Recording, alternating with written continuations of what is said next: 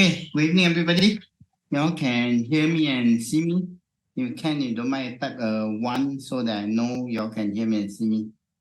Recording in progress. Can y'all hear me? Okay, good. Okay, move on. Thank you. Okay. We don't wait for the rest. Suppose 20 registered by the now it's only 7 of y'all, but we will just start the thing. Okay.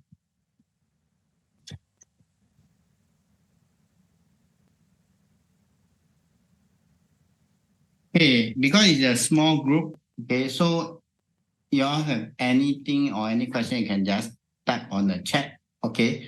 If you want to unmute also can, okay? But of course, best is to type on the chat. Okay, now you can discuss along the way. Okay, today we're not going to talk about Singapore REITs. Okay, today we're going to talk about Hong Kong and US REITs. Okay, and standard disclaimer. Okay, please remember to do your own due diligence. Okay, it's not really a recommendation to buy or sell any of these REITs or even REITs ETF. Okay, as I will mention in this course. Okay, let's talk about Hong Kong REITs. Okay, we know that Hong Kong market is a very big market compared to Singapore. Okay, the number of stock listed in Singapore is only about 700. Less than 700 actually, and that includes 30 over REITs. In Hong Kong exchange itself, with minus of the break chip, minus of the head share, there's actually 2,000 over counter in Hong Kong. Okay, so 2,000 in Hong Kong, and the market cap for Hong Kong is about 4 over trillion Hong Kong dollars. Okay, 4 over trillion Hong Kong dollars. But what about the REITs in Hong Kong? And you'll be actually quite surprised that of these 2,000 over counter, these are the only REITs listed in Hong Kong. Okay, this is extract from Hong Kong Exchange. You can see 1, 2, 3, 4, 5, 6, 7, 8, 9, 10, 11. So Hong Kong got 2,000 over stocks counter, but only have 11 REITs. Okay, compared to Singapore, we only have slightly less than 700 stocks, but we got 30 over REITs. Okay, and the total REITs market cap is only slightly more than 200 billions, okay, of all the REITs combined, compared with 4 over trillion of market cap Hong Kong counter. So you can see actually REITs is not really that popular in Hong Kong. Okay, REITs is not really popular in Hong Kong, but they got one REIT that is too famous that everyone thought that Hong Kong is very, very great REITs. Is they got this REIT is called Link REITs. Okay, this Link REITs is the largest REIT in the Asia Pacific. That means that Singapore REITs, CICT is the largest in the market cap, also lose to Link REITs. Okay, but the rest all got no fight. Okay, you can look at the market cap for Link REITs, 101 million. Okay, so 101 billion Hong Kong dollars. Okay, you convert to Sing, you just need to divide. I just use a simple estimation of just divided by 6. Okay, I just divide by 6. No need to divide 5 point something on it. So you can see it is a pretty decent size REIT. Okay, but if you look at number 2 is the champion REIT. It's only 15 billion. Okay, so you can see it's really the number 1 and the number 2 is really more than 80% different in size. And of course, you look at the last one. Okay, CMC is only 1.55 billion in market cap. Okay, this is based on take from 24th of November one. It's one of the recent data. So it's only about how many percent? 1% of the biggest REITs in Hong Kong. So in Hong Kong side, so everyone only to focus on this thing called Link REITs because of the size of that. Okay, of the size of that, and the rest of market cap is pretty small. So if you really want to look at Hong Kong, actually, technically we only mainly looking at Link REITs on that. Okay, it's sometimes close to us, and Singapore investors get to know more about Link REITs as they have come to Singapore to bought over the Jurong Point. Okay, they managed to outbid CICT. They managed to outbid Fraser Centrepoint, and they secured the Jurong Point, which is a very, very good properties in Singapore, and they start to enter into Singapore market. Of course, the one is Thomson. at Thomson, and also they got a Ang hub where they help to manage for NTUC. Okay, so let's look at link REITs. Before I talk about link REITs, you need to understand the history of link REITs. Okay, link REITs started when Hong Kong government start to decentralize, start to let go of the property controlled by the Hong Kong government. All those mainly like shop houses, okay, in the neighborhood area, they pass it to, then they set up this REITs, calling REITs to take over all these 100 over properties. Okay, but then the unique thing about link REITs is not owned by Hong Kong governments. Okay, they just let go, the Hong Kong government just wash them completely. It's very different from Maple Tree and Capital Land REITs. It's still controlled by Temasek and indirectly still controlled by Singapore government. But for link REITs, nothing to do with the Hong Kong government. After the Hong Kong government, all the 100 over properties, they are on their own.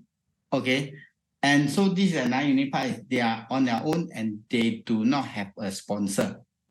When I talk about REITs, we always talk about sponsor, very important in Singapore context. And we'll look at, and I always prefer Temasek link REITs because Temasek is very powerful. But link REITs itself do not have a sponsor at all. Okay, they got no account to go up, take care of them, but they managed to on their own they grow until become the number one in Asia. Maybe that's Hong Kong culture.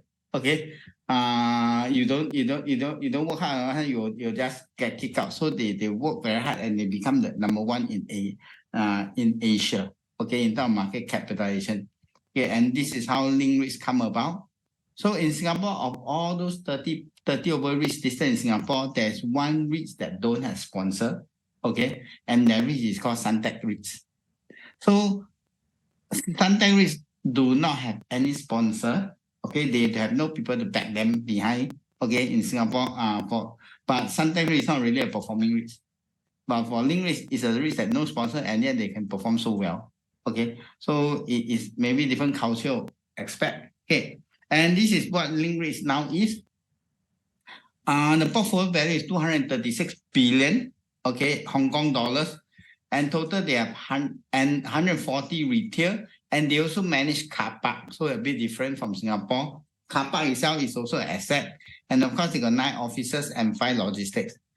And they started from Hong Kong, so Hong Kong is still the key part where they have 3/4 of the property, in terms of property value is from Hong Kong. Okay, it's from Hong Kong. And after that, they start to go to mainland China. Okay, because it's so near, then they go to mainland China. Then after that, they start to go to Australia and UK. Okay, and then they finally come to Singapore. Okay, they finally come out of Singapore. So they also want to grow international. That's why Singapore REITs also want to go in, need to go international. But for link REITs, he also start to go to international, and this is where he start to enter Singapore market. Okay, and please don't be surprised that link REITs will continue to be in Singapore to acquire more properties, as this is what mentioned in their earnings. Okay, earnings side, the CEO themselves, they say that they are expanding overseas, and Singapore is one of the market they want to enter, and they may buy some more property in Singapore when there's opportunity. So means that Fraser Centrepoint, a local player, will have competition, and it's a very, very big competitor on that aspect, because link REIT is good in what retail suburban mall, and Fraser Centrepoint, the strength is on suburban mall in Singapore. Okay, so there's a very potential competitor coming, okay, to fight with Fraser Centrepoint and CICT also in Singapore context. Okay, because these two are the biggest landlord in Singapore on shopping mall, and now they got a foreigner coming in to fight with them, and they win one time. Okay, so in future contest, why I don't know will they win again. Okay, so that is what link REITs now it is. Okay, and the balance sheet actually is pretty healthy. Okay, pretty healthy. Interest cover is 4.3. But one thing you need to take note is, look at this, his gearing is 18%. Okay, it is very, very, very low.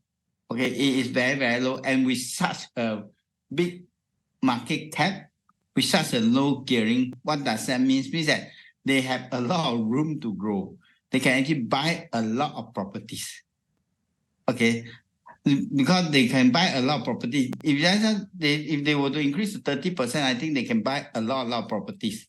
Okay, without doing equity financing. But I don't know why when they after buy the Singapore property, they do a equity right issues where they didn't really want to tap on the gearing side.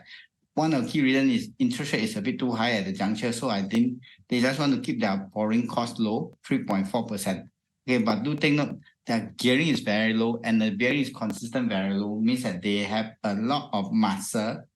Okay, when the interest rate were to fall, were to come down, okay, that means then they can maximize on the gearing side and they can actually buy a lot of properties. Okay, so they got a muscle to buy properties, and we know that when you use debt to finance to buy a property, especially when a low interest rate environment, usually will be very yield accretive. Okay, that financing to buy property for risk in general is all yield accretive one. Okay, so that is one strong point need to take note for this link risk on that. And so this slide, it look very impressive, is that consistent growth in distributed amount. Okay, so this is something is also we need to take note when you look at our presentation, right? So distributed amount is the income for distributions. Okay, it tells you that every year is growing. Okay, since the IPO in 05, 06 before growth finance, it look growing, but do take note, distributed amount does not equal to DPU increase.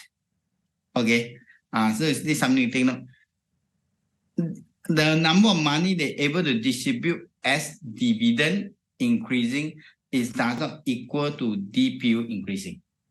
Okay, so sometimes it can be a bit misleading. Some of the risk managers like to present that way. It can be misleading. Why is that? So if there is a massive right issues, if the base go bigger, okay, if the base go bigger, although this amount go up, but because the base go bigger, the DPU actually can drop. Okay, the DPU actually can. So I don't really focus much on distributed amount, okay, on that, but increasing better than decreasing, and technically all the risks supposed to be on the increasing distributed income. Okay, technically a good risk, the basic rule they must be increasing lah. Okay, if decreasing, something is wrong with the risk. Okay, so this one show it on that. But let's look at the dividend. Is it really increasing? So this is the dividend history. You look at this dividend history from 06 to 24. Okay, and in fact, it's really increasing. Okay, really increasing. But until 2023, actually is dropped. Okay, so maybe that's why they put our presentation as distribution. They didn't put a DPU increasing. Okay, but actually 2023 they actually dropped. So I think it's the first time their dividend dropped. Okay, before that their dividend actually never dropped under 2023 because I think of the acquisition and the market condition, their DPU dropped. And 2024 will their DPU continue to drop? Okay, this is something that we want to see.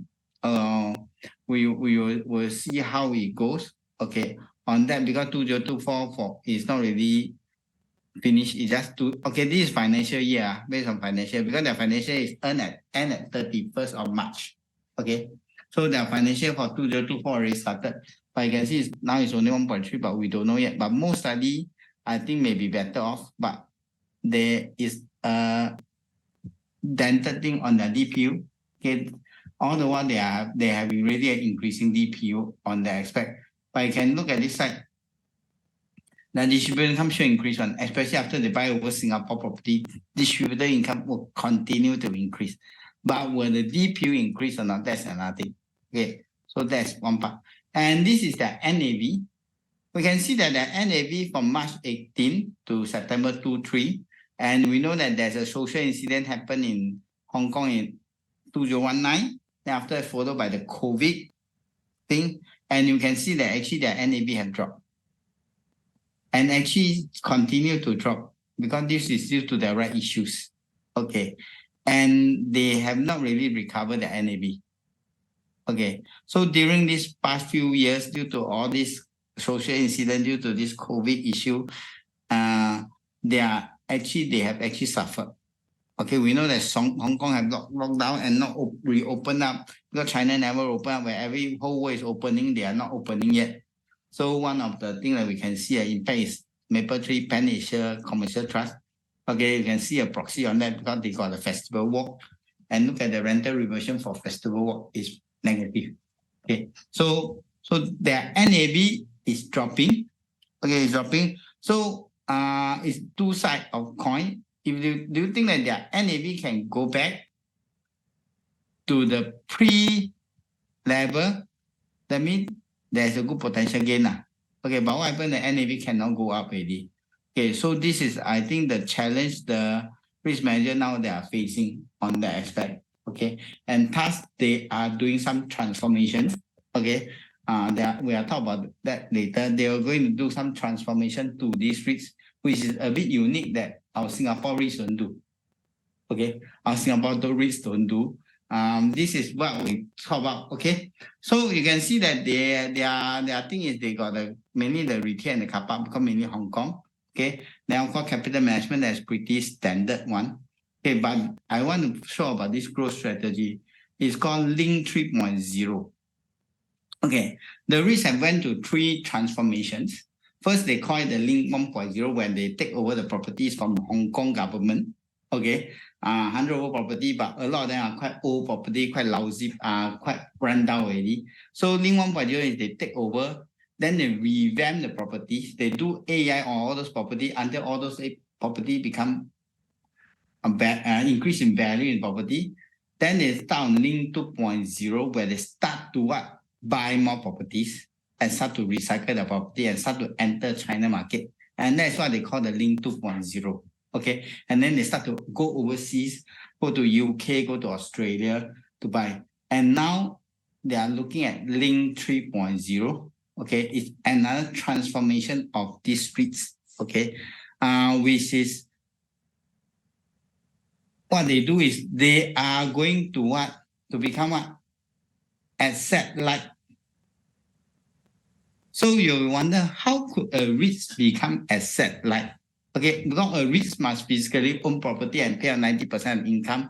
Okay, and the biggest asset is their property. So a REIT is always asset heavy. Okay, but they want to make this asset-like. Okay, so they are going to transform in a way that they're going to be what our Capital Land Invest is going to do, what Capital Corp is going to transform in, go into fund management. That means they're going to manage property for people.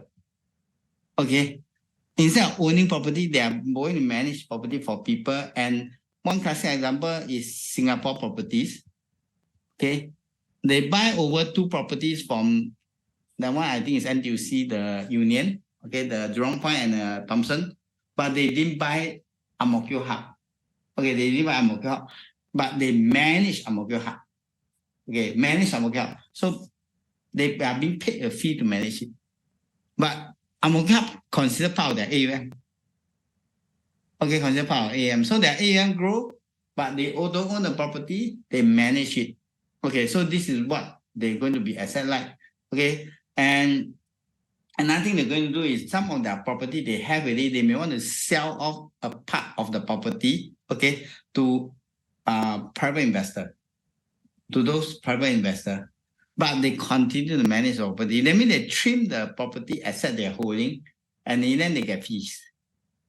Okay, so, and they may even want to set up private equity funds. Okay, that's like what Capital Land Invest is doing. So they are now going to be what? No longer the normal REITs that we know. Okay, this is the path that Link REIT is going to go. They will not be like normal REITs that we know that buy property, do AI, then recycle property, then after that collect rental income and pay dividends. Now they're going to go into fund management. So they become a more like a risk that is a bit unique. Okay, a bit unique. You can look at, or you want to use it as a reference, is look at Capital Land Invest and CICT combined together. Okay, so this is what this risk is going to be. Okay, They got like Capital Land Invest, don't do property management, they only do asset management, but CICT itself own the REITs. They are running like these two companies merged into as one company. They got the REITs business and they got also the property business. So this is what Link REIT is going to do going forward. Okay, and this is their plans on that aspect. Okay, so when you want to invest in Link REITs, you have to take that in mind that they are not going to be the normal REITs as what we think in the past. Okay, they are doing a form of transformation on that. I think that regulation allow them to do that. But Singapore side, our REITs cannot go that path. Okay, our REITs cannot go into that path. Okay, it have to be a separate company on them. But for Hong Kong side, they are going to the path. So this is something for you to take note on that. Okay, and next, let's look at the performance of these Link REITs, and I put it together with some of the top few REITs. That's why I show the AUM one and the top few high AUM REITs, and look at the performance. I compare them with their Hang Seng Index. Okay, I compare because I cannot compare with Singapore, so I compare Hang Seng Index. Okay, so and I use adjusted one, means that what is including the dividends. And Hang Seng that I don't have include their dividends. Okay, so it's not already a very fair comparison. Hang Seng that no dividend, but the REITs got dividends. Okay, and you can see that actually year to date they are down. Okay, they are down. Hong Kong market is down. The REITs also down, and in fact the REITs down more than the market, similar to what Singapore faced. Singapore REITs are also down more than STI. Okay, so it's not a Singapore issue on Singapore REITs. It looks like Hong Kong also suffered the same issue as Singapore. Okay, for this year to date. And let's look at longer term, 5 years. Okay, and 5-year term on that aspect. Okay, we look at Link REIT 823. Okay, it is slightly better than the Hang Seng Index, but do take note because it got dividends. Hang Seng Index, I don't put dividend. So you are adding a dividend, actually the Hang Seng Index should be on top. So all the REITs have underperformed the Hang Seng Index over the past 5 years. And we know the Hang Seng Index has been dropping and dropping. And same thing happened to the Hong Kong sector. So their REITs also have been dropping. So they are not being spared, okay, from the whole thing. And this is on this. But let's look at longer term. Okay, let's look at longer term since IPO. Okay, since Link REITs since IPO, okay, and this is how the REITs have performed. Okay, how the REITs have performed on this since IPO. You can see this is 823. Okay, then it really had performed very well. Okay, and we can see that the falling have started from here. Okay, and from the social incident and start to here, and the REITs never recover yet. I cannot say never recover. I have not recovered yet on that aspect. Okay, and this is why before COVID that time, everyone thought Link REIT is very good, Link REIT is very good, and in fact, it's really very good. It's really growing like crazy. Okay, it's more like exponential parabolic graph. It's not really linear. Okay, but after that, it come down quite badly and never recover. Okay, and this explains why the past 5 years, they didn't really perform better than the Hang Seng Index. But before that, actually, they outperformed the Hang Seng Index by a big margin. Okay, and so what happened in the past and going forward in the future so past performance does not guarantee future, does not indicate future performance on that. So this REIT have shown that the past performance is really very good. Okay, but due to a recent incident, it have come down quite badly. But the question is, all this is not really their fault. It's external factor, COVID, social incidents, Hong Kong lockdown. All this is not really their fault. Okay, but now is, can they come back? Can they come back to the old glory day? And I think this is why the REITs manager are trying to do a transformation, which they come out with the Link 3.0.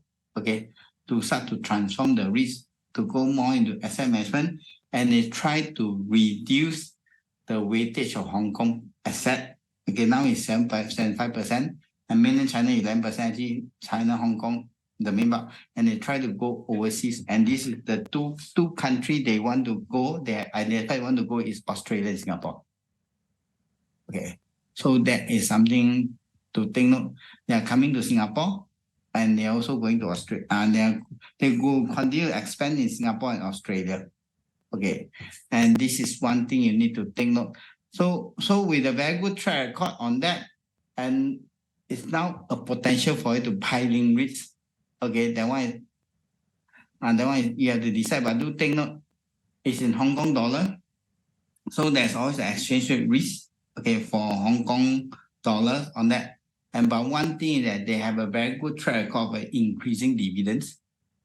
Okay, so you put the currency risk aside, okay, and Hong Kong dollar is back to USD lah. Okay, yeah, buying a REIT, they have a proven track record of that dividend keep on increase since 2006 under 2022. So and I think in Singapore context, the only one that can match them is Parkway Life. Okay, the only one can match them is Parkway Life. The dividend increasing on that. Okay, but 2023 they have suffered a dip. Okay, but 2024 I think they may be able to bounce back and recover the dividends. So that is on the Hong Kong side, Hong Kong risk on that. Okay. So someone asked me before what are the risks can look up for Hong Kong, and actually to be very honest, I don't think you can only look at link REITs. The rest are really too small to look at, and okay, too small to look at. And going forward, especially China property issue have not settled yet. So the rest of risk, a lot of them are Hong Kong property, but ultimately people are still scared of it. Okay, so you really want to look at long term for Hong Kong, then you can only consider link risk on that aspect. Okay, and there is no dividend tax for Hong Kong stocks. Okay, so China stocks there's a 10% dividend tax, but Hong Kong stocks don't have dividend tax. Okay, so what you see is what you get. Okay, so that's so much on the link REIT side.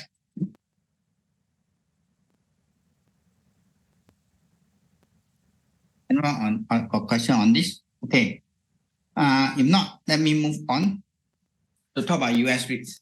Okay, that one US REITs will be much more interesting. Okay, much more interesting is their market is a bit different. First, US REITs, they are REITs classified in three types of REITs. One is called equity REITs, one is called mortgage REITs, and one is called hybrid REITs. Okay, equity REITs is what we have in Singapore. Equity REITs, okay, the normal REITs that buy property and pay out 90% of the income as dividend. That's equity REITs. Okay, but mortgage REITs a bit different. Is they hold the mortgage on the properties. Okay, hold the mortgage. That means okay, so they lend money to the real estate owner and operate directly through the mortgage and loan. So it's a bit unique. And mortgage REITs are actually very high risk REITs. Okay, they can go bankrupt. Okay, they can go bankrupt. So mortgage REITs are actually very, very high risk REITs. And hybrid is they have two. That means they have equity and mortgage, they have two types. Okay, so that's called the hybrid REITs itself. Okay, and so this one thing to think. And how many REITs actually are there? Okay, in the US side, this is just one file. Let me just open this Excel file. I should show everyone this. Okay, so this one I extract it out from the US side. So you can see the bigger one. So this is number 3. So you go all the way down to 173. So there is 170 REITs listed in US. Okay, 170. Yeah. And next, then we go to the mortgage. Okay, this is the mortgage REITs.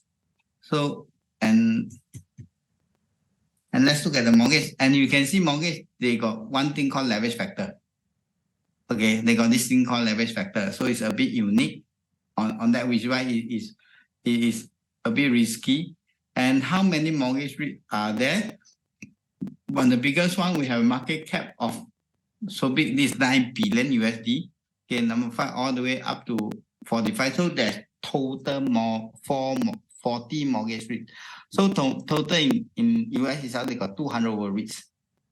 Okay, they got 200 over REITs listed in US. And how big is the REIT size? Okay, so I just take the top and the last. Okay, just to show, because I cannot put 140. So the biggest REITs, okay, Prologis is an industrial REIT, practically it's a logistics REIT. Okay, this is a market cap. Okay, this is a market cap. It's 105 billion. Okay, correct. 105 billion US dollar. Okay, 105 billion. Just now we talk about link REITs. Okay, link REIT is slightly less than 20. It's less than 20 billion Sing. It's less than 20 billion Sing. So when less than 20 billion Sing convert to US dollar, maybe only about 15 billion USD. Okay, so if you were to squeeze in the US, it still can squeeze inside here. Okay, there's still this few so much risk bigger than them. So it's Asia number 1. By going to US, it's actually ranked maybe top 20 around here. Okay, so and Singapore, of course, even lower lah. Okay, Singapore side even lower on that aspect. Okay, so this is on. Let's look at the bottom one, the last REITs called the power REITs. Okay, power REITs actually is a specialty REIT. Actually, it's on railway one. Okay, it's on railway, and its market cap is how much? Okay, you can see this is not very big. Okay, it's only about 12 million. This million, right? Yeah, 12 million USD. Okay, so it is similar, it's smaller than our Singapore smallest REITs. Okay, 12 million because it's not even 100 million Sing dollar. So it's smaller than Singapore REITs. Okay, and look at the dividend yield here. Okay, if you notice the dividend yield here, and some of them actually you notice that it's 0. Okay, it's noticed that it's 0, and you see they are the one that rank below. And why 0 is all these REITs run into trouble. All these REITs have run into trouble. Okay, why power REITs is only 12 million US dollar? You go and look at the stock chart. You look at the share price, how much have they plunged? It's similar to just like a Manulife US REITs. Okay, so they have run into trouble and thus they cannot pay dividend. Okay, so Singapore have REITs run into trouble, like Lipo Mall run into trouble, EC World run into trouble, Manulife US REITs run into trouble. US also have similar fate. They got also REITs run into trouble. Okay, on that. So it is not only Singapore side, okay, but US side also. So in this case, on that. And if you look at the US REITs that come to Singapore to IPO, for example, Manulife US REITs, AIA US Hospitality Trust. Okay, so look at Manulife US REIT before it collapsed. Okay, before it collapsed, the market cap may be about 1 billion US dollar. Okay, 1 billion US dollar. So if were to come, if Manulife, okay, and when they start to list it in Singapore itself, they are only about 500 million US dollars. Okay, when they come to IPO in Singapore, I think it's not even 500 million US dollar. So if they were to IPO in US, you can see that they will rank at the bottom. And this one, you see, there are some of them so low because a lot of them have a heavy sell down. So their market cap dropped a lot. We talk about Manulife, the time they come and IPO in Singapore, the time, all the reasons, a lot of them were actually more than 500 million. So this is one of the reasons why the REITs don't IPO in the US. Because if you do IPO in the US, I think investors don't even bother to look at the REITs itself. AIA US Hospitality Trust even worse. If the IPO in the US, I think they will chuck one side become penny stocks there. Same thing for Eagle Hospitality Trust. IPO in Singapore, US, nobody interested. Okay, because they got all the big boys here. Okay, so sometimes like when overseas REITs come to IPO in Singapore, you need to tell yourself why they come here. why they don't IPO in their home country? Because they are penny stocks in their home country if they were to IPO there. Okay, and nobody will be interested in them. Okay, when nobody interested in them, they want to do fundraising and buy property also very difficult. And that's why they come to Singapore. And Singaporeans thought, wow, foreign REITs come in very good. Okay, but when compared to their home country, it is sometimes you can say that it's people don't want one. Okay, then we go and take and talk them as a precious risk on that. So this is something you need to take note on. Okay, not all overseas risks, but not all overseas risks are bad risks. But some of them you need to understand why they choose Singapore. I must be able to answer that to yourself, okay, and find that it's really a good one, then you take.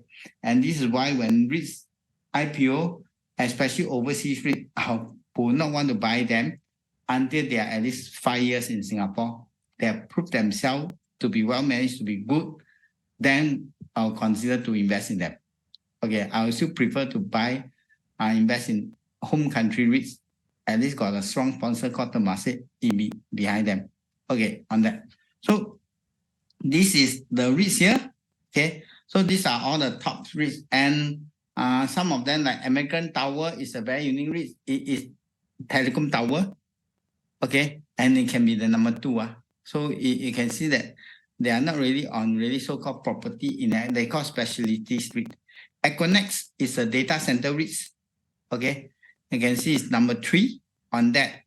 You can see they got public storage. So it's a bit different compared to Singapore. They got a lot of funny REITs, okay, in this aspect.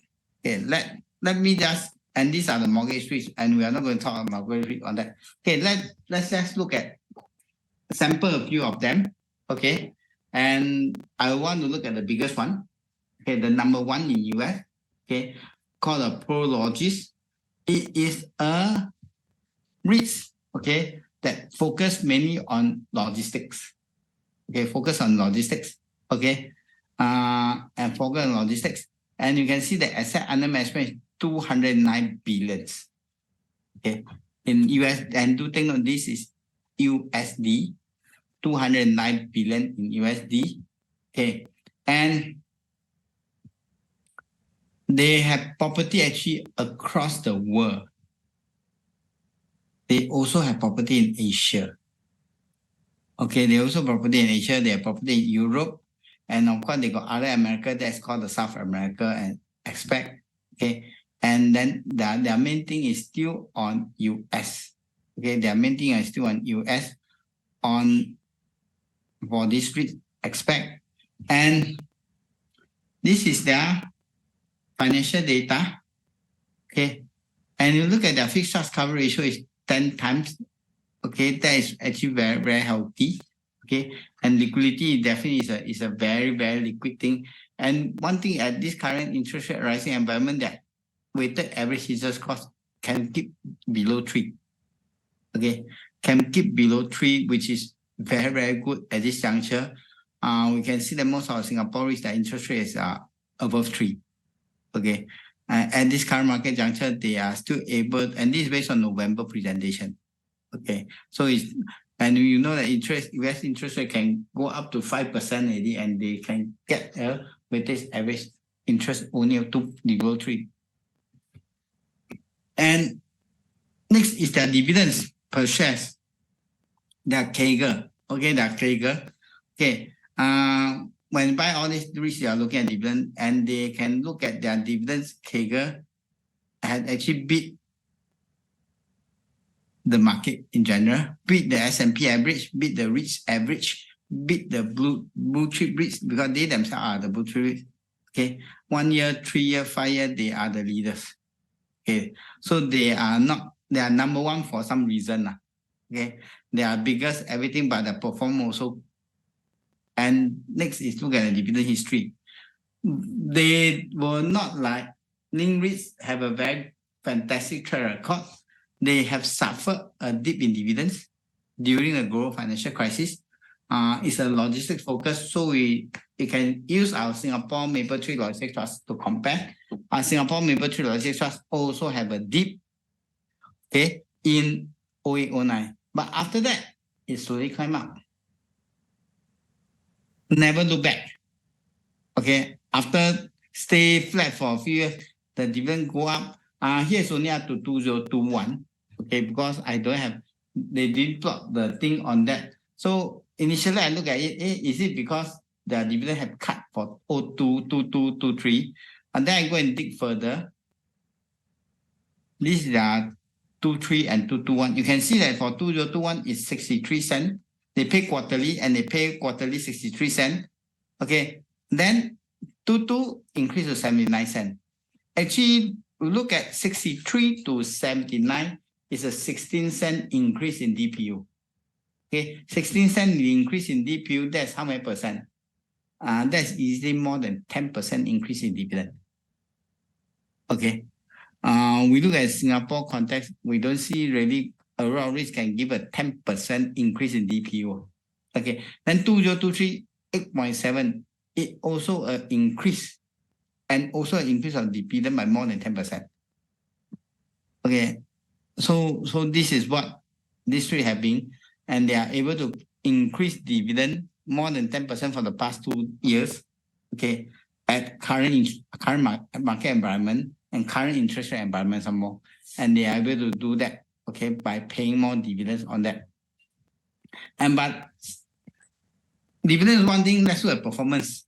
Okay, so I compare with what? S&P 500. Okay, so this is S&P 500. Year to date, we know that S&P 500 performed very well this year. Okay, double digit. We have a 20% return this year. That's something for us to see. Year end, actually, my take is year end S&P should close higher than current level. Okay, if they close higher than current, then S&P may the possible that can be 20%. Okay, but the risk actually down. It's flat. Okay, it's flat. We know there's a sell down in the risk during October period. They also suffer the same fate. Singapore REITs have a sell down in October, and end November is a bottom. End October is a bottom. They also have the same fate as Singapore, so we are in the same direction. After that, they start to rebound up. So you can see the pattern is similar on that aspect. It's just that the sell down is pretty high. From here, a 10, from here, minus 14. The down is 24%. Okay, the down is a 24% down in that sell down period. Okay, but if you were to add in the dividend, actually you don't really see much improvement because there's only year to date. This is with dividend. But let's look at longer time. 5 years. Okay, 5 years. Actually, you look at the price return, they actually beat S&P 500, right? Actually, they beat S&P 500 by a big margin during this period. But after that, they have a big sell down, and they are just on par with S&P 500 over the past 5 years. So this year, they didn't perform better because first thing, their risk interest rate is high. We don't expect a risk to outperform the market. But we look at a long time frame, actually 5 years, they are actually better. Okay, at a certain period, they are even much better than S&P 500. And in the dividend side, well, S&P 500, the average dividend yield is less than 2%. The 500 stocks average dividend yield is less than 2%. Okay, so they are actually the same. And I look at even longer term, I look at the performance of this REIT since IPO. Okay, performance of this REIT since IPO. The REIT is a candlestick. For this case, the REIT S&P 500 is the orange line. Different from just now. Okay, so since IPO 1998 until now, actually they achieve similar return as S&P 500. And just S&P got a big spike here. Okay, they didn't have, but the return for this is the same. But if I do add in the dividends, okay, the S&P 500 don't have dividend, but S&P 500 just take 1.5% return per year. Okay, if you add in the dividend, definitely S&P 500 will still be lesser than this fund. Okay, it is 1,700% returns if you to buy these biggest REITs in US. okay, and hold it, then you get 1,000. So what does actually 1,000% return means that if you were to invest 10,000 inside, okay, you will get 170,000. Okay, but since IPO 1998, so 10,000 will become 170,000. Okay, your S&P 500, 10,000 will become, if I end the dividend, maybe become 80,000. Okay, so that is how this REITs outperform the market in that aspect. Okay, so this is the biggest REIT, okay, listed in US. I don't want to talk about the Equinox, the other big REIT. I want to focus on REITs that pay dividends. Okay, when you buy a REITs, okay, by looking at dividends, I look at cash flow. So I'm going to talk about 3 REITs, okay, that have been paying dividends and that paying increasing dividends despite what have happened over the current past 5 years. Okay, past 5 years, COVID, all these things, and I want to talk about 3 REITs that have been increasing the dividend over the past 5 years. Okay, the first REIT I'm going to talk about is called VG. This is a REIT is pretty new. IPO about 2017, but it's more than 5 years already. Now it's already 2023. So it has been more than 5 years. And this REIT have 54. A bit unique. You look at this, it's called leading gaming facility and 38 non-gaming facility. So this REIT actually have 90 over properties. But what is unique about this REIT is gaming facility. Okay, what is gaming facility? Gaming facility, the word look very nice, but actually it's called casino. Okay, it's called casino. So they own the casino properties.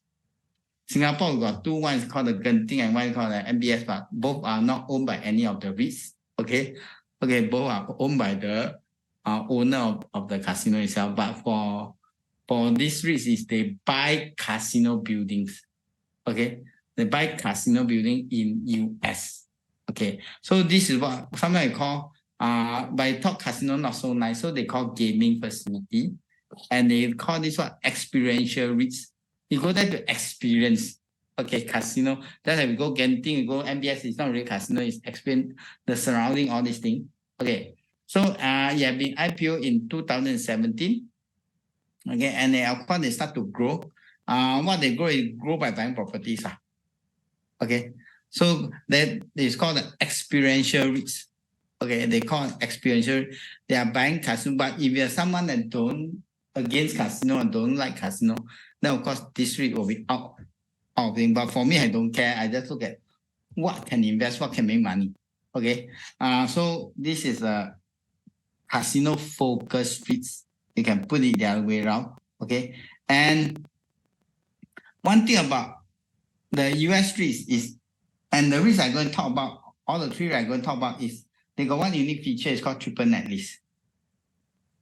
Okay, what does triple net lease means?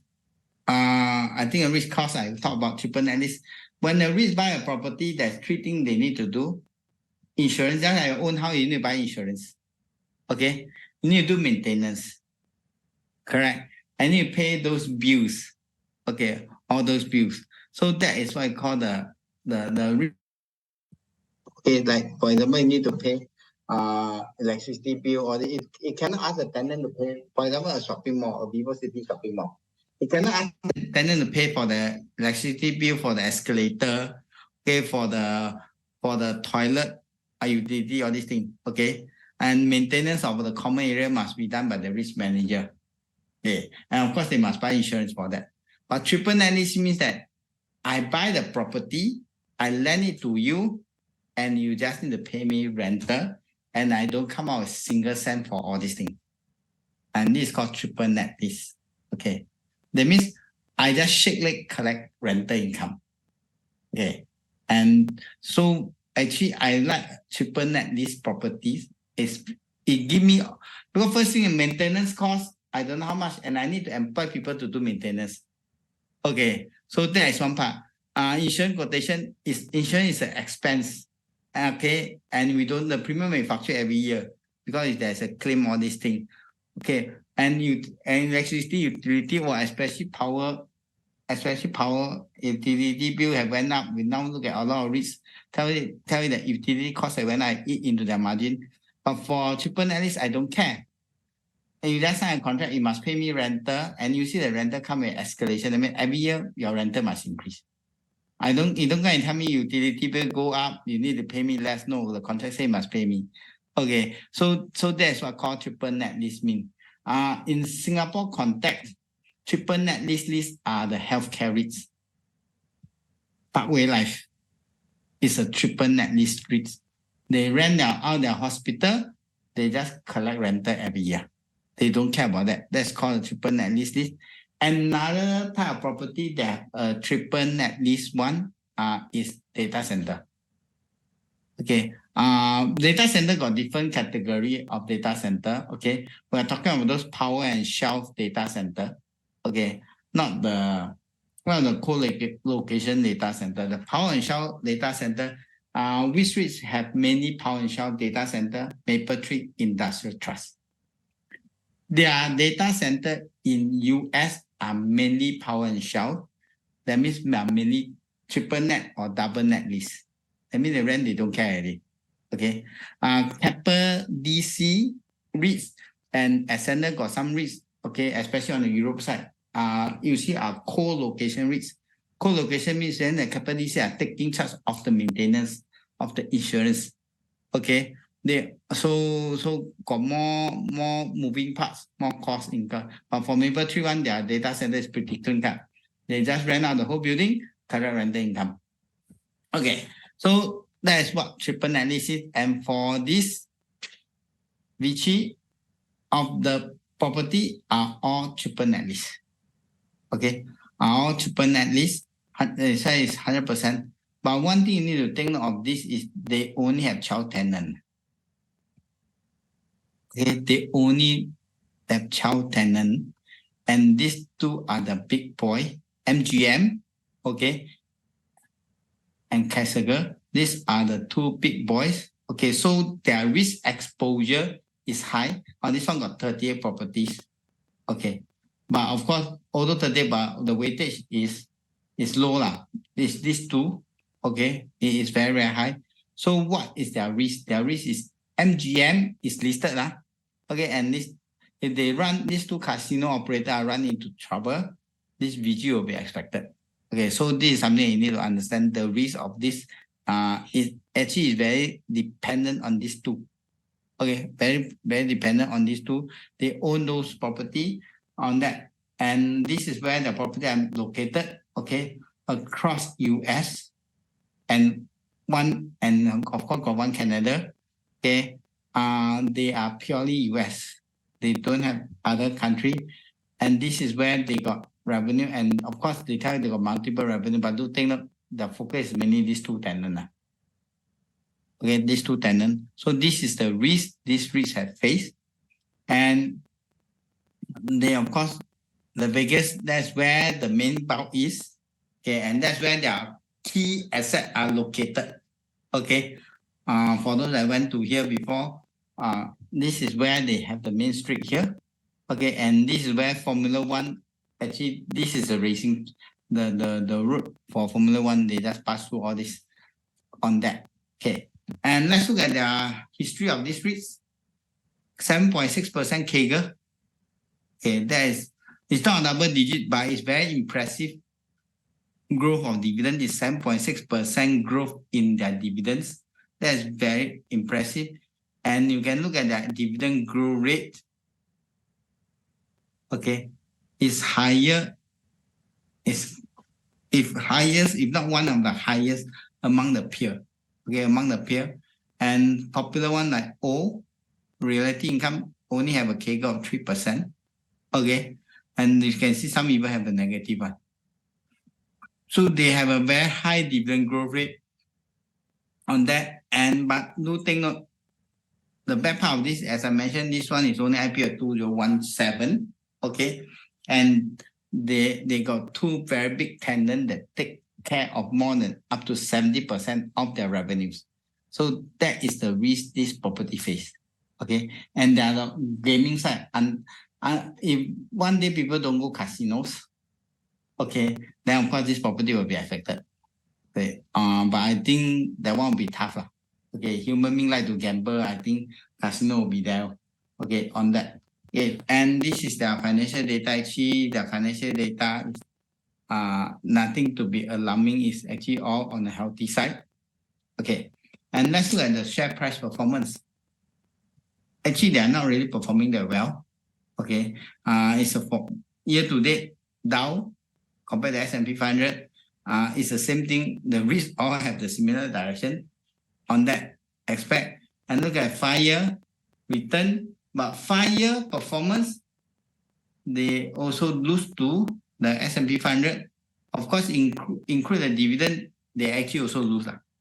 Okay, on that aspect. And look at lifetime price, means that since IPO until today, okay, anyway, the 5-year and the lifetime price not much different because it's pretty short duration.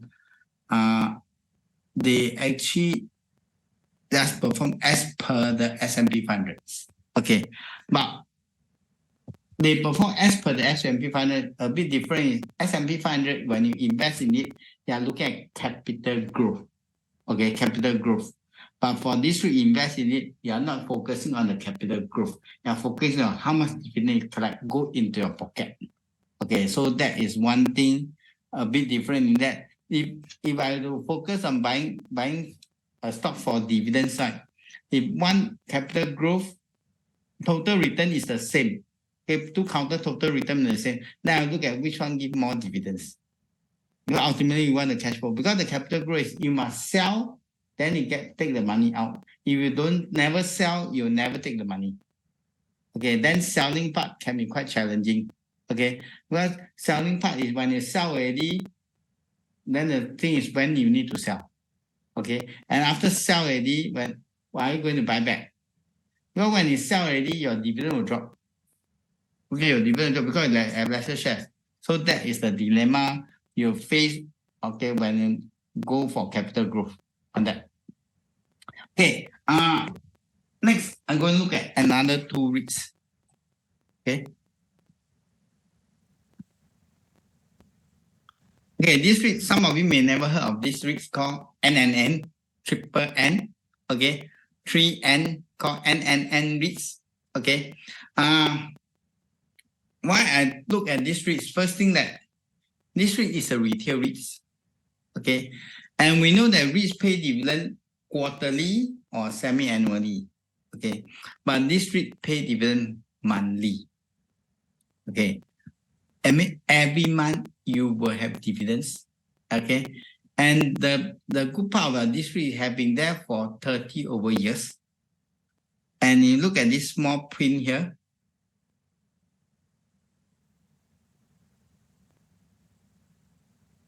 $34 years of consecutive increased annual dividends. So what does it mean that when you buy this REIT, 34 years ago, you will only know one thing, that your dividend increase every year. It's a guaranteed dividend increase every year. Okay, so this is what we want to buy a REIT. We want to buy a REIT that have been increasing dividend, because ultimately the dividend is what go in your pocket. And this REIT have been increasing the dividend for 34 years. Okay, and Singapore REIT's history is only 20 years. Okay. The one that the longest REITs is CICT and Ascenders. So these are the 2 REITs that have the longest history in Singapore. But unfortunately, these 2 REITs do not have an increasing dividend track record. Okay, they do not have. Okay, crisis come, they drop all these things. And do think this is 34 years. 34 years from 2023 minus, let's say minus 33 is 1990. Okay, correct, 1990. So from 1993, 1990, from 1990 until today, the dividend keep on increasing. And from 1990, and we have been through many market ups and downs. Okay, market ups and downs, and the REIT still continue to increase dividend. So this is something you buy already, you forget about it, and you know that the dividend keep on go to your bank account, and the best part is monthly. Okay, it pay monthly dividends. Okay, and next, So where they are practically in US. And how many property they have? 3,500. And standard REIT in Singapore got only 200 over properties. And this REIT got 3,500 properties. Okay, so you can see a bit different. Okay, so unique about this REITs is this REITs is retail REITs. Okay, with the retail REITs, what does mean? They are a triple net this REIT. What do you mean by that? 3,500 property all are triple net list. They mean they buy the property, rent it out, they don't focusing on single tenant property. Okay, this is why they can be 3,000 over properties. Means that I go one building, I go one property, and this property only rent to one tenant, and it's on triple net. Okay, so that is how it works. Okay, this US market is very big. So I got one building, I lend it to only one owner, and this is the triple net. See in Singapore context, you can see a single tenant one is how carries like Mount E Novena rent to one person only. Okay, but it's rent to the sponsor a bit different. For hospital, Singapore, the Parkway is rent to the hospital. Okay, for data center, Maple Tree or Six Trust, the Power and Shell one, the triple net list, you see also rent to one tenant. Okay, the whole data center rent to one tenant on that aspect. Yes, okay, 10% tax on US dividend. Yes, I'll go and talk about that. Okay, since you asked this, then maybe I just pause here and talk about that. Not 10% tax on US dividend, it's 30% tax on US dividend. Okay, so a lot of people tell me that buy US stock got 30% tax on dividend. Why go for dividends? Okay, first you need to take note of that. Let's say you buy a counter. Okay, they have been increasing dividend for 33 years, and most likely they're able to increase forever. Okay, let's say now you buy. Now this REITs, the current dividend is 5%. Here's what I found. Okay, 5%. So if I were to take a 30% haircut in dividends, how much dividend I'll get? 3.5%. So you don't look at 5%, you look at 3.5%. I get 3.5%. Okay, in Singapore context, we get used to tax-free things. Because gone will be the day last time that for those that are more senior, you will know that when we get dividend from the company, we need to pay tax on. Okay, then net off. But now they scrap it off. That thing is tax at source. Actually, the dividend is being taxed. It's just that we never see it. Okay, but for US, they show it to you. You are being taxed 30%. So I get 3.5% now. Okay, but so I don't go and go, I got 30%, but I look at, do you know that this 3.5% you will only go up? It's more like something like a guaranteed, okay, your dividend yield will go up every year. Compare, you go and buy a REIT now that is 5%, let's say no tax, but they cannot guarantee you this dividend yield will go up every year. It will go up, come down, go up, come down, go up, come down. I may go all the way down. Okay, but this one you buy already, you know that you lock in the yield now, and the yield will only go up. Not the yield will go up. You know that I can see the yield go up. The dividend you collected will only go up.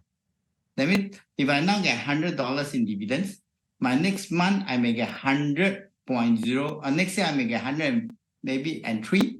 Okay, if the KK is 3%, and after it's 106. I know that my dividend every year will go up. Okay, so that is what we should focus on. As dividend every year go up indirectly is inflation hedge. Okay, so this is what I call increasing dividend REITs we are looking at. So you must minus off the 30% tax and look at, this is my net, and from this net you will just increase every year. Okay, on that aspect. Okay, and the next part is the dividend is paid to you monthly. You want to have a monthly dividend income in Singapore context, you can only buy unit trust. Okay, well, and not all unit trust pay dividend every month. Selected unit trust will give you a monthly income, and of course, you want another way is insurance plan. They're able to pay monthly income. Okay, these are the only two main sources for monthly income. But for US, it's a bit unique that you buy a REITs, they can pay you monthly. Singapore REITs actually have changed from quarterly even to semi-annual, some are REITs, because SGXA changed the reporting to semi-annual. So a lot of REITs change from quarterly to even semi-annual, 2 times a year. You buy the REITs, but you need to wait 6 months. So that is on the 3 different part. Okay, how about corporate handling charge? There's no corporate handling charge, depends what type of account you use. Okay, depends what type of account you use. Some account will have a dividend processing fee, some account do not have. So that will be depend what type of account you use on that aspect. Okay, there is no other fee you will need to pay on that. For example, you look at you were to use Poem Cash Plus account, if you have more than 250,000 inside, there's no other corporate fees you need to pay. Okay, first thing about US REITs is also that there's no right issues. Okay, and I think unique about US REITs compared to Singapore REITs is they will not ask you for money. Okay, they will not ask you for money. Okay, but that doesn't mean they don't do equity fundraising. They do equity fundraising is to everyone. Okay, they not actually ask you to ask you for money to buy more units. Okay, so Singapore context, when you buy a REITs, although the dividend can be increasing, but they along the way may ask you for money. Okay, so they take back your dividend in certain aspect. Okay, some of the REITs take back whatever you pay, ask you to top up some more. But for US side, they don't ask you for money. They do equity fundraising, but not asking to you. And they do equity fundraising very fast. Okay, so before you know it, of course the share price may move, may dip, but okay, we're going to talk about another REITs, they have done issue more shares, that's why the share price dip. But your dividend just continue to increase. Okay, and share price dip, you may want to buy more at your own account because you lock in more dividends. So that's a bit unique about the US REITs compared to Singapore REITs. Okay, but one fundamental risk is currency risk. Okay, so that one we cannot avoid. Okay, that one is cannot avoid. And you believe US will be good, currency will be strong for the next 10, 20 years, then it is okay to invest. But if you think that US currency will be go down the longgang, go down the drain, just as the pound, the euro have start to drop over the years, then of course you don't look at that aspect. Okay, so this is on US side. Okay, so why this we can ever achieve, we can see that their occupancy rate is always very high. Okay, it never fall below 96.4%. The occupancy rate for this REIT will never fall below 96.4%. One thing because of the strategy is single occupant building. So either it's 100 or 0. So this is why they can stay over 96.4 and they got 3,000 over properties. So it's well diversified on that. And this is on this. And next, you look at their lease. Okay, their lease expiration. Because we know that a lot of property will need to always need to have rental reversion, all these things. Okay, because we always consider more than 20% of lease going to expire, they need to renegotiate all these things. But for them, you look at it, all single digit one, even up to 2031, all single digit. Okay, our lease need to renew because all their lease are long term, all more than 10 years. Just like our healthcare REITs, more than 10 years one.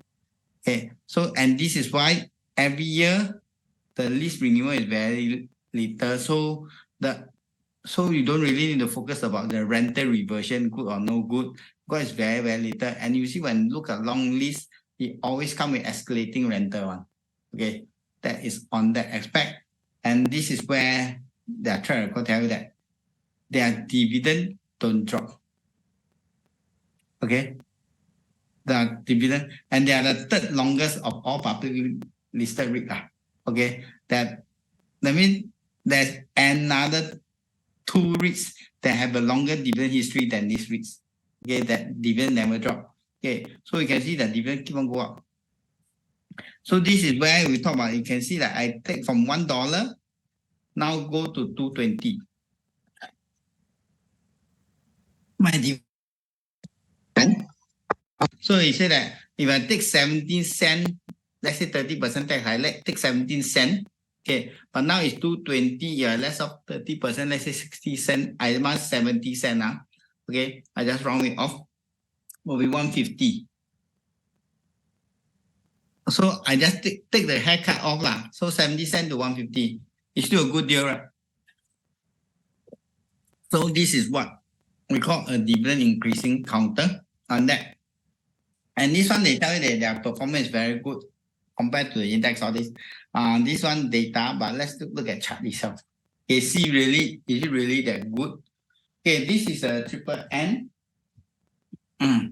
And of course, same thing, year to date, negative lah. Okay, and the one can be helped.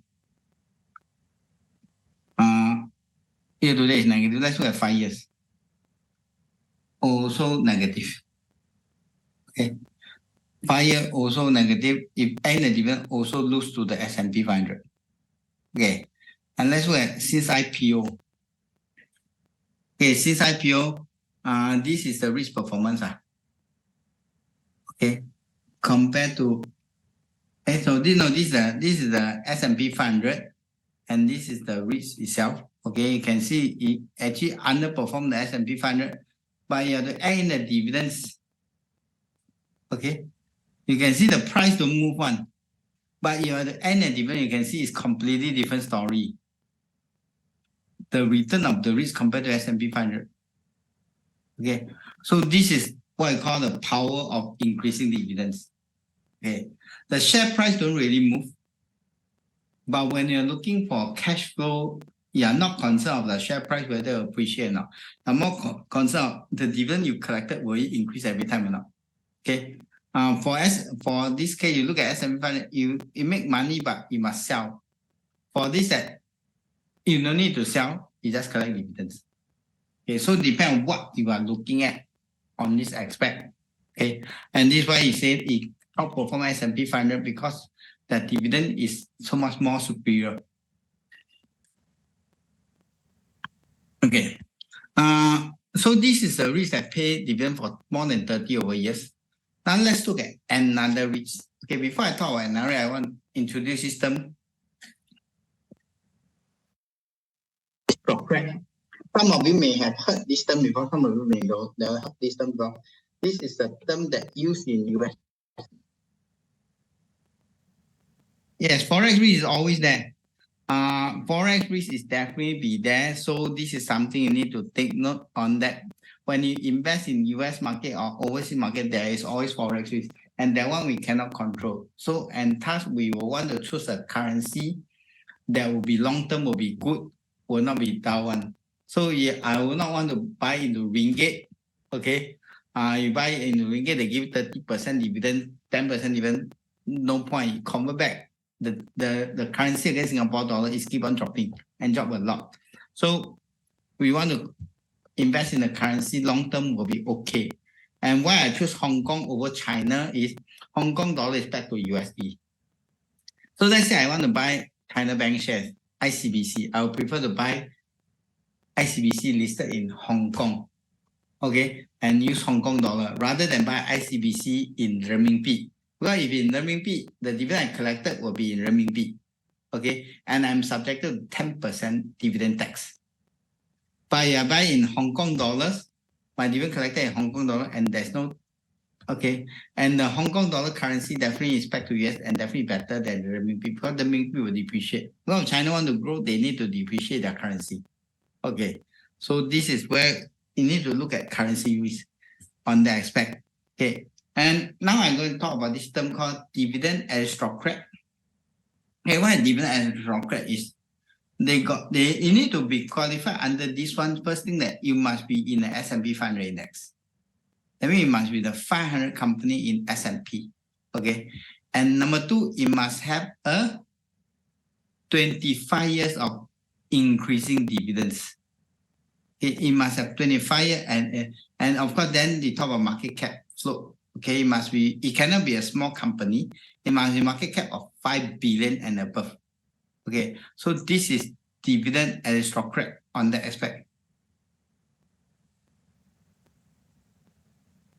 Okay, it is a disadvantage if a REIT, example, link REIT does not have a sponsor. Okay, link REIT is a very unique case. In general, if a REIT don't have sponsor, you see Singapore context, you say I not prefer that. Suntec REIT is a classic example. I prefer a REIT have a strong sponsor, but link REIT is a very unique case, maybe because of Hong Kong environment. Okay, and we can say that they are the only REITs in Hong Kong. Okay, the rest of it is really too small. Okay, and they have grown too big, and also maybe because when they started that time, they are given government properties. They are given properties by the government, okay, Hong Kong government, 100 over properties, and this is where they kickstart on that. So actually, they started with the government blessing. Okay, and this is why they can able to manage well, and their risk manager are pretty good. Okay, in that aspect, and this is how links have grown to become so big. But in Singapore context, okay, a risk well sponsor, I will give them a discount. Okay, unless they are super big, like link risk at that, then is a bit on that. But so usually it's a disadvantage for a risk to not have a sponsor, because a sponsor will help them to grow. But link risks have grown to a state that they don't need a sponsor. Okay, because it's too big already, they don't need a sponsor. But when a risk initial kick off, they definitely need a sponsor to help them to grow. Okay, if not, they can't negotiate good deal and they can't get good deals on that. Okay. Okay, so back to this. So this is dividend aristocrat. So the N REITs, that's how I show you, is got more than 25 years of dividend increase. Okay, 30 over. And market cap is definitely more than 5 billion. The REITs is more than 5 billion. But the REITs is not under this category. Yeah. Why? Because it's not in S&P 500.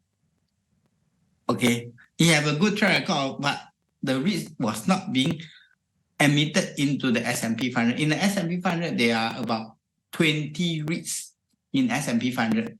But of these 20, the N REITs is not inside. So it is not officially called a dividend aristocrat. But some people also take it as a dividend aristocrat because it's 33 years now. But if you follow the rules strictly, I mean, it is not. Okay. So now let's look at a REIT that fulfill all three criteria and are in this category. And this is the list of counter that's 2023 is inside here. And you can see there's 3 REITs here. Okay. There's 3 REITs here. And these are all total, they got more than 60 counter in US. Okay. Their dividend never drop. And the famous one is what? Procter & Gamble, Coca-Cola, Warren Buffett favorites, increasing dividend for 61 years. Okay, even before I'm born, they are there. Johnson & Johnson, okay. And there's another word for those that have been more than 50 years on. They are called the dividend king. Okay, they are called the dividend king. Dividend kings are companies that have been increasing dividend for more than 50 years, half a century. And these REITs are called dividend king. And this counter are called dividend king. Okay, so this is the 60 over years. Okay, and one thing that when the company 1 year, if they were to cut their dividends, the market is very cruel one. They just need to cut dividend for 1 year, they will be kicked out. And they cannot come back already. They want to come back another 25 years later. Okay, 25 years later, then they can come back because they need to increase even for another 25 years. So so those on top one, they are very, especially those, they are very scared of they are being kicked out. Okay, so they'll by hook or by crook to find ways and means to increase their dividend. Okay, increase their dividend because the dividend must increase. It's not pay dividend only, it must increasing dividend. Okay, so that is all. So you can look at all this counter. One of the company, all these are the dividend aristocrat. So you can see which one. You look at it, you can just put money. But doesn't mean increasing dividend will mean performance good. For example, 3M is not really performing already. Okay, so can they last? Can they maintain? I think this is something we want to monitor. Okay, Okay, ExxonMobil have been so good, but ExxonMobil actually been through the crisis. Actually, they try to maintain it, but they do something that's not so nice. They go and borrow money to pay dividends. But after they tie it through, people forget about them. Okay, and forget about what they do. Okay, because they want to maintain inside the list. Okay, but ultimately they are too big to fail company on that aspect. Okay, so this is all the company and risk. There is 3 at this juncture. Okay, and I want to talk about this risk. Okay, reality income. Okay, why this risk? First thing is definitely under this aristocrat. Okay, but it got a trademark. It got a registration called the monthly dividend company. It pay dividend just like NNN REIT. It also pay dividend on a every month basis. Okay, on a monthly basis. And another thing about this REIT is it is also a triple net lease REIT. Okay, it's also a retail business and it's also a triple net lease. Okay, and means that so this is why I like triple net lease. Very easy, just buy property, rent out, sit down, shake leg, collect rental, and the rental must increase every year. Okay, so that is what reality income is, and they are big. Okay, they are the top 5 largest REITs in US. Okay, actually they are and in the world they are the 7 largest. Okay, number 7 in the world. They are the 7 largest global REITs. So as I mentioned, REIT size really matter. Okay, and they are really size very matter. And how many property they have? 13,000.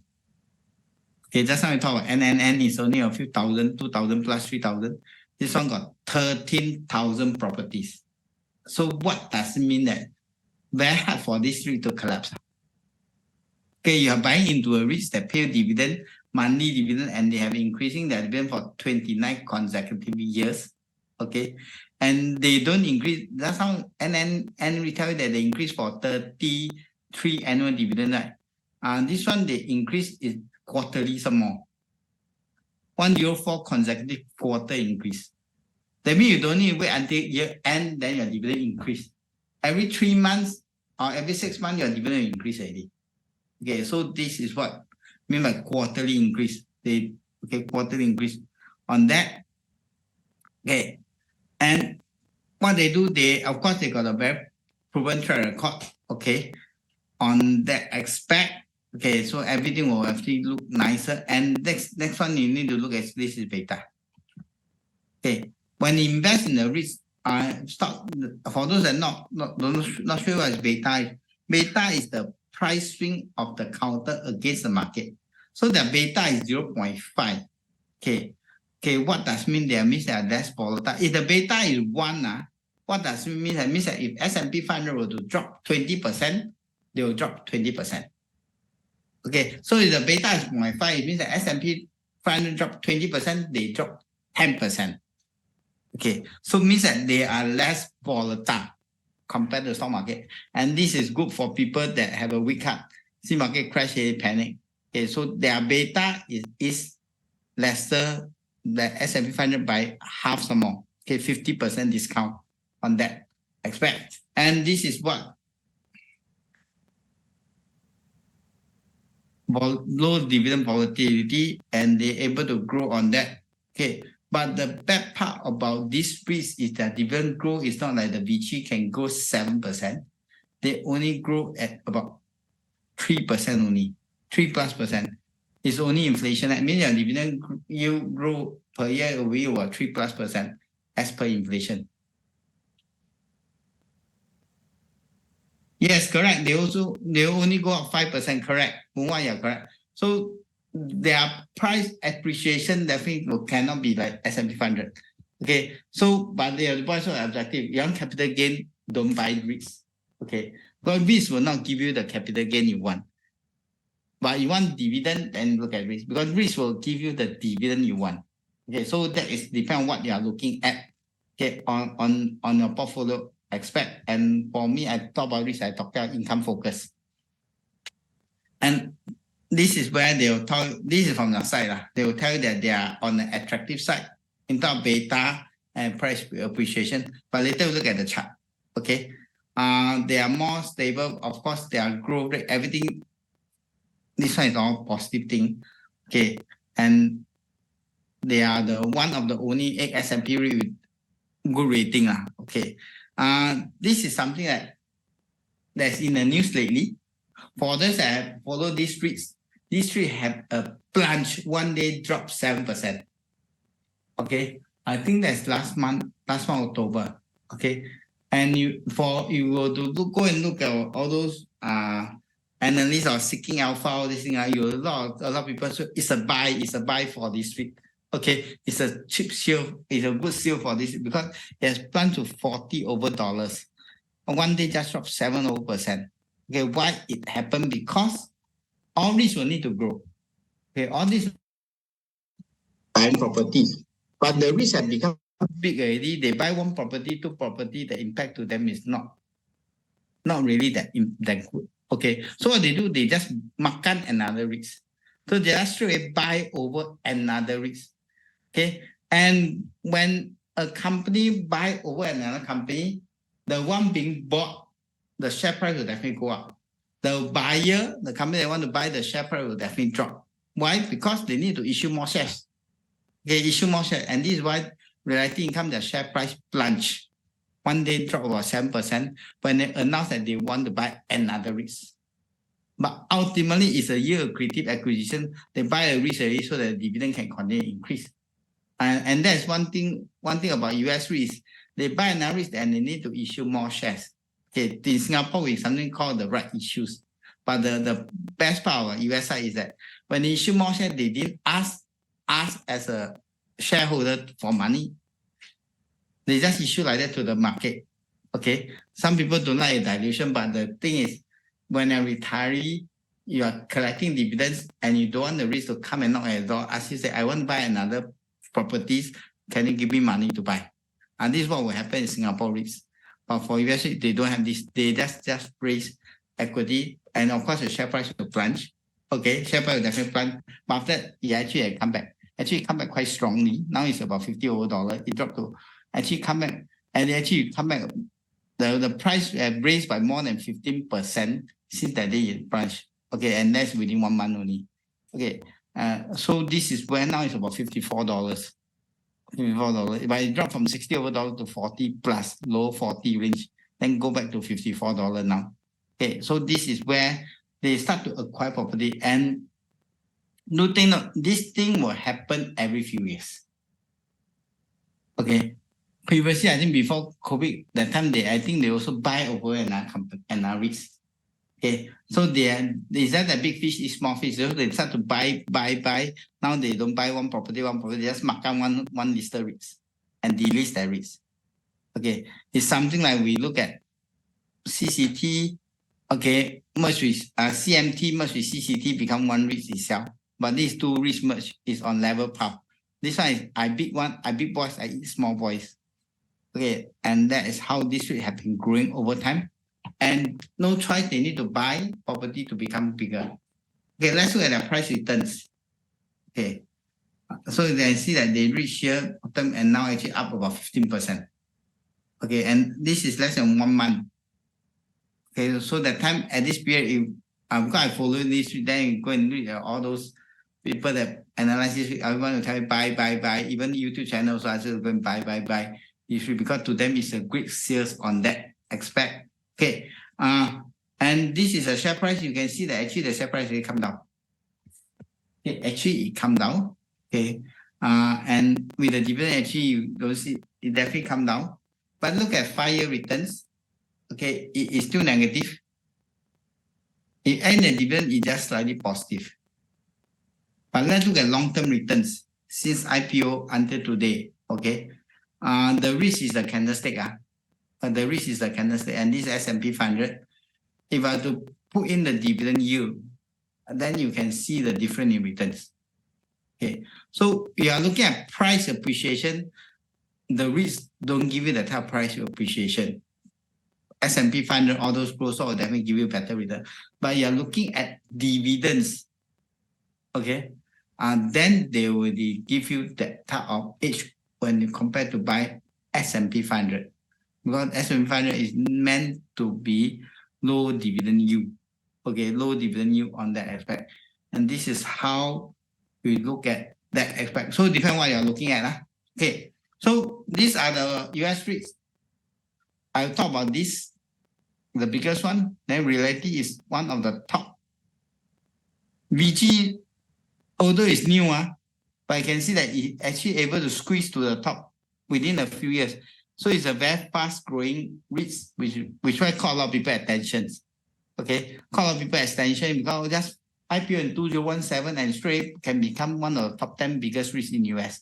And this is NNN, it's still within the first page. Okay, on the REIT, and the market cap is about 7 billion. Okay, 7 billion US dollar. You translate to Sing dollar is definitely the top 5 REITs in Singapore. Okay, got more than 10 billion Sing dollar, and Singapore side there's not much REITs have more than 10 billion.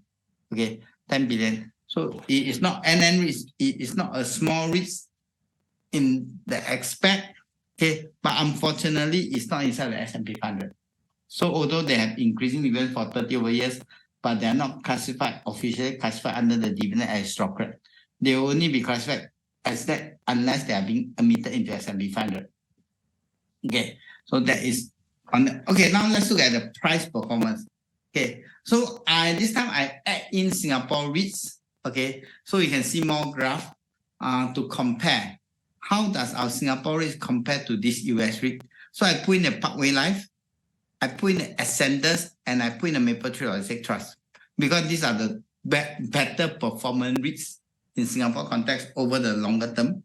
Okay, and this is where we will see these REITs, and of course I put in the S&P 500 inside, so you can see the performance of our Singapore REITs among them. Okay, on a year to date, by year to date, I think we can't really see much, and you can see actually all the REITs drop. It's just that who drop more. We look at 5 years. 5-year total return. Okay, who is better? Number one is the biggest REIT. Okay, can you see the Singapore REITs? Actually, Singapore REITs is here. Okay, we are not that bad. Okay, we are not that bad on that. And let's look at 10 years. Okay, this one is an outlier. Okay, this one is an outlier. Okay, number one is always a number one. Okay, this one is outlier, but Singapore is actually we don't rank below. Okay, we are ranked actually. So our performance compared to the US side. Okay, but look, take note. I take one of our best REIT to compare. I never put in those lousy REITs to compare. Of course, Singapore lousy REIT will be not inside the picture. Okay, one of the better Singapore REITs, best performing REITs to compare, they are pretty on par with them. Okay, they're pretty on par with them. Okay, on that aspect.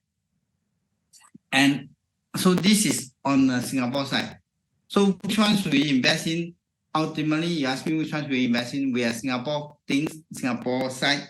Ultimately, if we really want to invest in REITs for dividend, our main part of money will still be invest in Singapore REITs. Okay, but you want to have a form of diversification, then I'll look at it. You may want to look at US REITs, especially those pay money dividends one. Okay, and increasing dividend one. The Forex REITs is definitely need to bear, but you got another risk that you no need to worry. It's called the equity fundraising side. Well, if you buy Singapore REITs, even Mapletree Logistics Trust, Ascender REITs, they also call for right issues. Okay, you can choose not to subscribe. Okay, you can choose not to subscribe if the yield accretive one. Okay, but it may don't feel good. Okay, may don't feel good. Parkway Life is the one of the only REITs, I think, in Singapore that never call for any equity fundraising since their IPO until today. Okay, since their IPO until today, they have never called for equity fundraising. The only REIT that don't do that in Singapore is Parkway Life, but it is quite small. It's only 2 billion in less than 3 billion market cap. Okay, and if Parkway Life were to buy a hospital, they must do equity fundraising. So it's just a matter of time. Okay, that's a matter of time on that. Okay, I think the risk manager is aware of that. Okay, they are trying to find the best way out, but definitely they have to do that. But for US REIT, there is no equity fundraising. That means there is, but you don't need to come out money. The bad part is forex risk. Okay, so that is something that you need to balance it on that aspect. And some of you say that too complex ETFs. And these are the risk ETFs. In Singapore, we got how many risk ETFs? I think we got 5 risk ETF. Okay, 5 risk ETF, and some of risk ETF are not investable one. Okay, I will say that ETF, but I'll say please don't touch the ETF. Although there's 5, there's ETF that you should not invest one. Okay, because it's too illiquid. Okay, too illiquid. The one that can really invest one is mainly the Singapore focus risk ETF. Okay, the Lion Global S-REIT ETF. Because that one is supposed to be the most liquid one. Okay, and it also, so this is something to take note.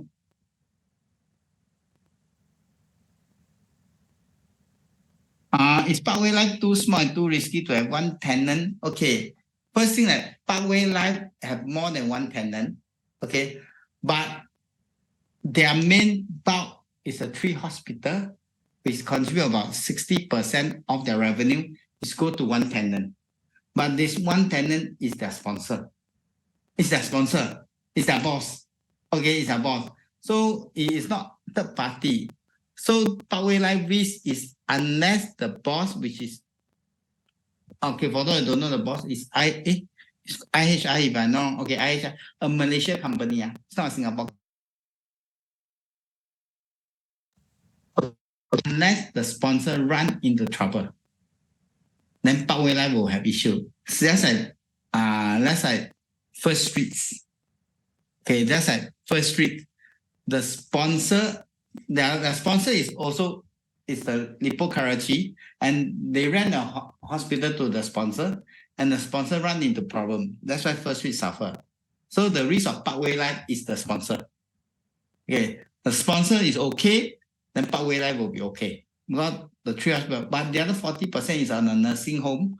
Okay, where is 50 over property is go to many Japanese operators. So it's not only one. Okay, but the contribution is 40% only. So the main bulk is still on the 60%, and that is the risk of Parkway Life. Okay, but currently the sponsor look okay.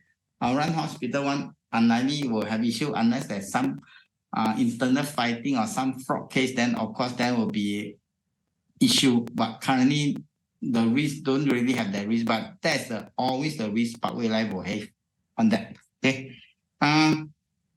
So this is the risk, but you can see that the ETF also like Singapore got the smallest one only so small. The bigger one is 20 times bigger than the smallest one. So same thing ETF, we don't look at the small one. Focus on the big boy. So I look at the top 3. One is the Vanguard, one is the Charles Schwab, and then one is the iREIT US Real Estate ETF. Okay, so one is follow the MSCI US REITs, and then one is follow the Dow Jones US REITs. So I look at the top 3.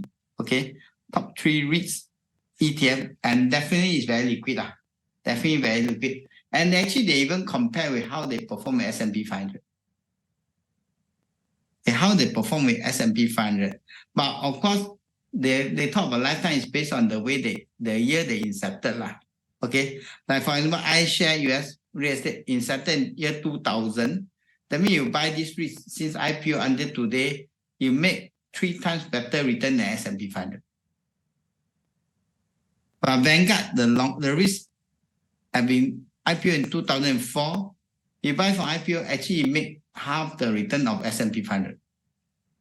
Okay, so this one is, so doesn't mean that this iShare is better than compared to Vanguard, because the date is the same, different. So you cannot just look at, oh, this one outperform. Okay, so I buy this one. It's not this way because it is different timeline. Okay, it's different timeline on that aspect. Okay, and so how we can look at it is you need to plot them on a graph on the same timeline. Then you can have a better picture.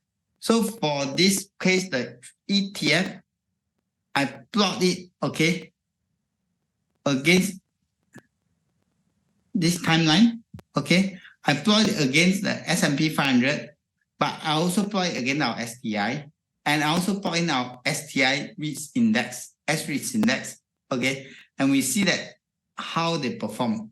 You can see that all the REITs underperform the S&P 500, even our STI also underperform the S&P 500. Okay, our Singapore market don't really perform well. But let's look at 5-year total return. They still underperform the S&P 500. Okay, there's no way better than it. And look at since January 2016. Okay, why is January 2016? Because that's where we got data for our REITs. Okay, our REITs ETF. And you can see that this is the top performance. Okay, and look at our actually REITs ETF perform on par with US REITs ETF. So the REITs market Dow and US REITs market Dow is all the same. It's all similar. Okay, all similar. It's just that US side got more choice, Singapore side got lesser choice on that. Okay, and the REITs market Dow is a global phenomenon. Hong Kong, you can see the link REITs down, Singapore REITs down, US also REITs down, because all are interest bearing. So all suffer the same fate, okay, on that aspect. So it's not that the REITs itself fundamental. Of course, the mismanaged REITs, the REITs that don't manage so well one, okay, and not prudent one, then they suffer a loss, very bad. For example, like Diploma, EC World, Manulife, US REITs, they are not really Manulife, actually, US REITs suffer this problem is actually their own fault to me. Too aggressive. Okay, too aggressive. Too greedy to me. Is a bit too greedy. That's why they become like that. Okay, but they pulled out their 2 US REITs also. Okay, but you can see that the 2 US REITs is still so much better than Manulife on that. Okay, so this is on that aspect. Okay, and so in conclusion, you will look at, if you really want to look at REITs, I have talked about 4 US REITs. Okay, 4 US REITs, 1 Hong Kong REITs, and I think Singapore REITs I talked a lot already. For me, that I don't prefer to buy ETFs. Okay, but you think that you want to have peace of mind, buy ETF. I personally don't prefer to buy ETF. I prefer to buy REITs that outperform the ETFs. The REITs ETF. Okay, because if I buy the REITs outperform ETF, it's much better than that, and it's not difficult to choose. What I need to do is just need to plot the chart. Okay, the chart will not lie to you. Okay, the chart will not lie to you that they stay above the ETF. Definitely, the REITs have been outperforming the ETF. But you don't look at 1 year time frame. 1 year time frame is too short. Okay, it's too short for 1 year time frame to look at it. You see, it must at least 5 years and beyond.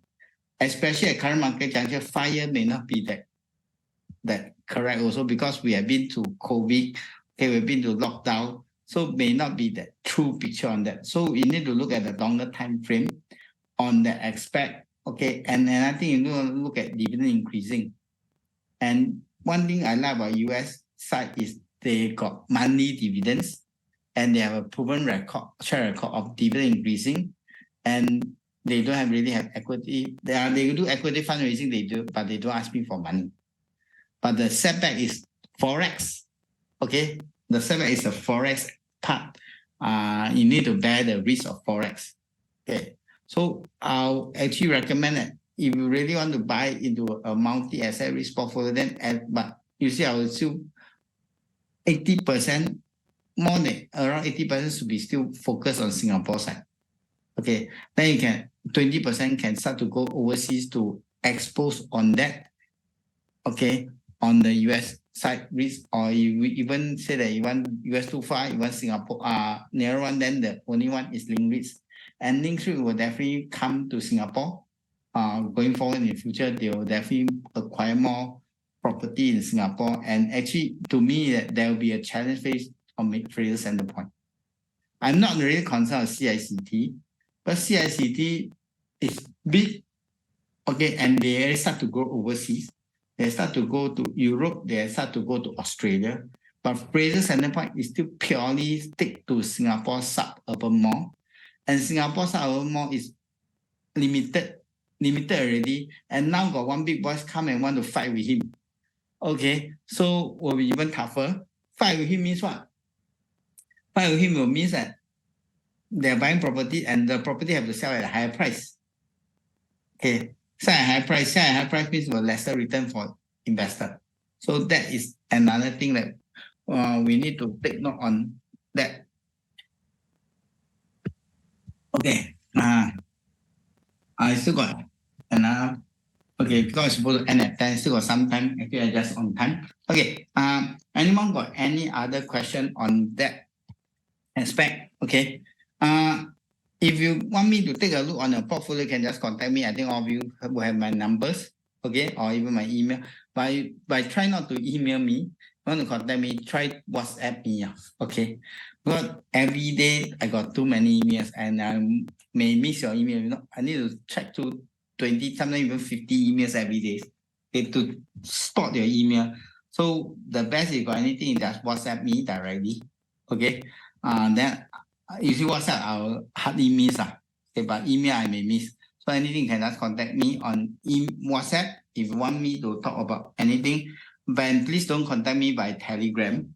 Okay, Telegram there's too many scam already. Okay, so I don't check Telegram message one. Okay, and there's some people using my name on Telegram to scam people. Okay, so please don't contact me by Telegram. Please contact me by WhatsApp on that aspect. Okay, if not, I got this CQ station that's for non-client. Okay, non-Jurong East client, you can join this CQ station. For those Jurong East client, you know that we got a chat group. I think you all, for Jurong East client, you should be in the risk analysis chat group already. If you're not inside, do let me know because I actually have sent you the link to join. Okay, and of course, I got a YouTube video. You can go and subscribe to my YouTube video where I got a US portfolio and a Singapore portfolio there, and also a unit trust portfolio there. You can take a look on that. Okay, and of course, I got a Facebook page where other webinar I'll post it there on that. Linguists have mentioned that they want to have more properties in Singapore. Actually, it makes sense for them to have more property in Singapore. If not, there's no economy of scale. Okay, you go overseas, buy 3 property, then you stop it there. Then it's too costly. If you have more property, then there'll be economy of scale. Definitely, they will want to buy more property in Singapore, but provided there's opportunity. The CEO mentioned that they are looking at Singapore and Australia. Okay, they're looking at Singapore and Australia, and there's a 2 country they want to enter and expand further. Okay, but of course, someone must sell the property lah. If nobody's selling, of course, they cannot buy. Okay, so that is one part. And unlikely they'll buy the property from Fraser. Who knows, they may buy the property from Fraser Centrepoint or CICT when they sell their property off also. That one we'll see, but definitely it's not immediate. Okay, you don't expect a REIT to buy property every month or this, maybe, but in the next few years, we should be able to see more presence of linguists in Singapore. Okay, that is my view on that. Because they definitely need to cut their weightage on Hong Kong. It's really too high. 75%, and Hong Kong may not be as prosperous as last time going forward. Okay, so that is why I think they also foresee, and they also start to go into PE funds. They also start to go into asset management. They are doing a transformation. So this is something you need to take note. REITs in future may longer be a REITs that you know. Okay, because they are become like, as I mentioned, that's like Capital Land Invest combined with CICT, the type of companies. It's become a very unique structure. It's become a hybrid type of REITs already going forward. Okay. So that's, but Singaporeans, I don't think they can do that path because our regulation don't allow that. But for REITs, they are able to do that. Okay. Anyone got any more last question on that? Okay. If you don't have question, I'll need to thank you for attending the session. Okay, and hope that you have gained something on that. Okay, and you can always contact me. No, thank you everyone for attending the session. Okay, good night everybody.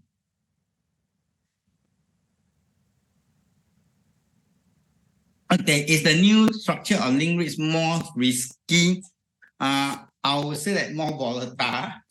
Okay, but it's still a fee-based thing. Actually, asset-like sometimes can be better. because you will have less debt on that. You are just charging people fees, okay, and manage for them. Actually, sometimes it is much better to me in that aspect. Okay. Okay. Now, thank you everybody for attending the session.